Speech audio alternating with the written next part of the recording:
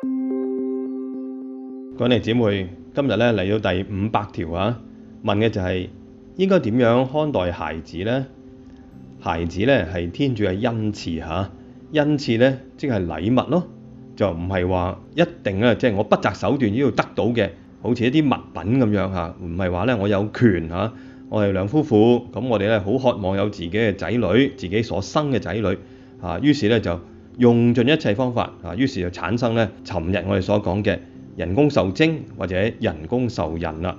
嗱咁咧，現代人係比較難明白嘅。我哋嘅挑戰咧就係因為我哋而家咧能力好大啊，藉住科技啦啊，於是咧我哋傾向於咧咩都操控啊，咩都計劃。咁於是咧對恩賜啊、禮物啊呢一種嘅期待啦、渴望啦啊，以至咧即係唔係得到嘅時候咧啊，就好難接受，就冇咗呢個得禮物嘅嗰份喜樂添啊！而孩子咧一個新嘅生命啦，係婚姻裏邊咧最大嘅禮物。咁但係咧呢個禮物點樣嚟嘅咧？就要係父母嘅夫妻行為即係性行為裏邊一個自然產生嘅結果就唔係咧用尋日我哋所講嘅人工受孕咁啊，同時咧我哋都要肯定一樣嘢喎，好重要嘅就係孩子喺受孕之初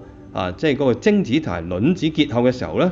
就已經係一個人被尊重咧為人啊，佢有權利被尊重為人唔係咧一個物品唔係一個嘅可以譬如而家好多墮胎咁樣即係唔應該咁，墮胎係直接殺害生命嗱，教會好重視喺呢一樣嘢上邊。點解咧？因為咧，除咗你受精卵從一開始嘅時候出現尊重佢為人之外咧，你喺佢一路發展裏邊嗰9個月10個月裏邊咧，任何一個時刻你話佢係人之前唔係咧，其實都唔合理嘅。點解？譬如話24個禮拜，即係受孕之後24個禮拜之前就唔係人，之後就係人咧解釋唔到啊嘛，係嘛？咁所以點解咧？我哋近年咧